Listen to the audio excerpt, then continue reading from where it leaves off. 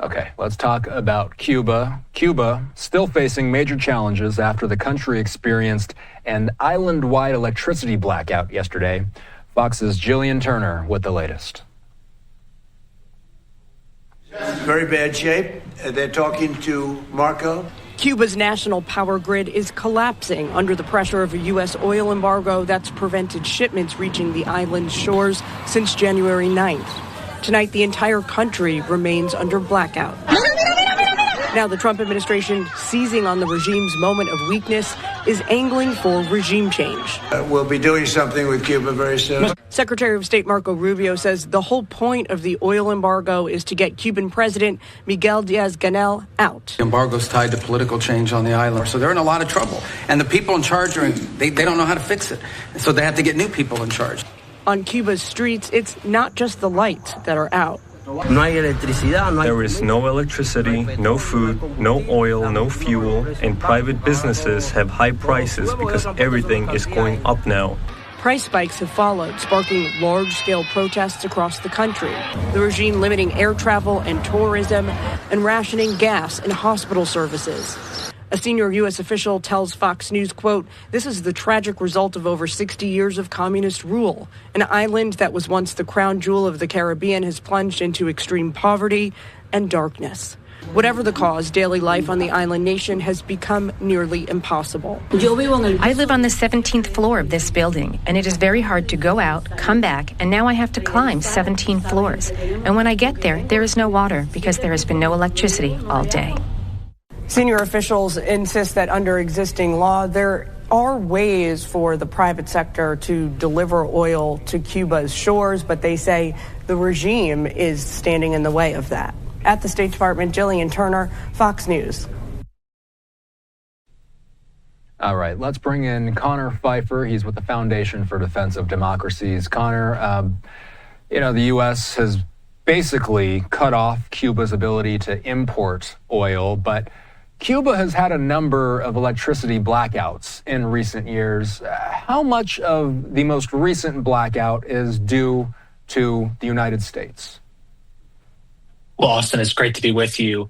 The fundamental problem that the Cuban regime has is they have decades-old infrastructure for their power grid and other parts of the economy that have not been upgraded as part of the flailing and kind of failing economy that they've had in place. And so while the island is able to produce about 40% of the oil required to provide power to the power grid, the regime has not done the upgrades needed to keep the power grid in a good shape. And so the idea that this is solely the United States' fault, that there's not power in Cuba, as you mentioned, there's been power outages way before the U.S. imposed quarantine on oil imports to the island. So it's not the U.S.'s fault. This is the fault of the regime that has failed to reform its economy and deliver for the Cuban people. So the Trump administration is looking for President Miguel Diaz-Canel to leave. We have some video of the president.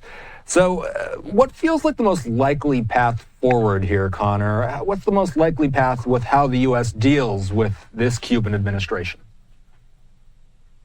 Well, Austin, today Secretary Rubio was speaking with the president of the Oval Office, made it clear there needs to be new leadership in Cuba. Now, what that process looks like in terms of a transition, obviously that'll be a topic for negotiations. But under Miguel Diaz-Canel since 2018, when he took over as president from Raul Castro, who still, of course, remains the real power in the country, more than a fifth of Cuba's population has left the island. That's just staggering, almost 2 million people. You've had massive protests in 2021. You've now had the power outages and growing protests on the street as well. And so clearly the people in charge of Cuba under the Communist Party do not have a playbook for getting out of this. And U.S. pressure can only escalate from here. And so I think the key part of talks is going to be, what does a negotiated solution look like to create the conditions for political change on the island, as well as, of course, economic reforms? Yeah, so what's the chief reason that's been keeping the U.S. and Cuba from having a more friendly relationship since the Cold War? Well, going back to the Cold War, you had Cuba overthrow a government and then suddenly align itself directly with the Soviet Union. Obviously, then that was followed by the Cuban Missile Crisis, where Fidel Castro let the Soviet Union deploy nuclear weapons on Cuban soil, which is only 90 miles from Florida, almost sending the world into nuclear war in one of the highest crisis points of the Cold War. And so you've had poor relations between the United States and Cuba since then, because Cuba remained a satellite and a key ally of the Soviet Union and tried to export revolution both throughout Latin America and into Africa. Since the Cold War, Cuba has remained a threat to the United States for a couple reasons. One is its intelligence apparatus. You've had multiple instances in the past 25 years of Cuba recruiting high-level U.S. officials, including the head at one point of Pentagon's Cuba Analysis Division, as well as the senior U.S. Foreign Service officer as Cuban intelligence agents. Now, this is important because Cuba sells its intelligence for cash, including to China, Russia, and Iran. So Cuba's intelligence presence so close to the United States is a significant national security threat that has remained in place. Cuba also is, of course, a state sponsor of terrorism. You have a long history of Cuba of supporting terrorist groups in Latin America, of harboring fugitives from U.S. justice, including cop killers and others who have fled to Cuba and won't be turned over to U.S. justice. And so Cuba remains a state sponsor of terrorism as well. Let's say that the U.S. and Cuba do eventually establish more normalized relations. What does the United States get out of that relationship?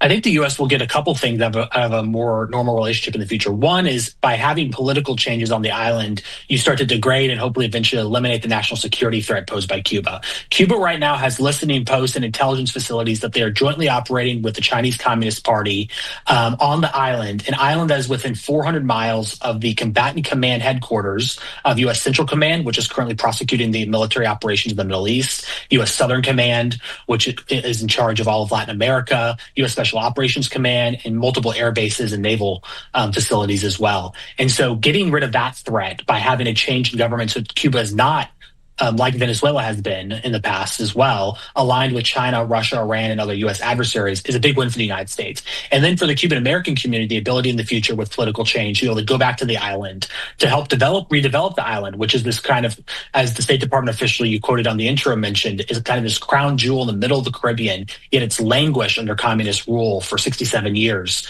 Those are some of the benefits that the United States could garner from a political change and economic reforms in Cuba. Connor Pfeiffer is the FDD's Senior Director of Government Relations. Thanks, Connor.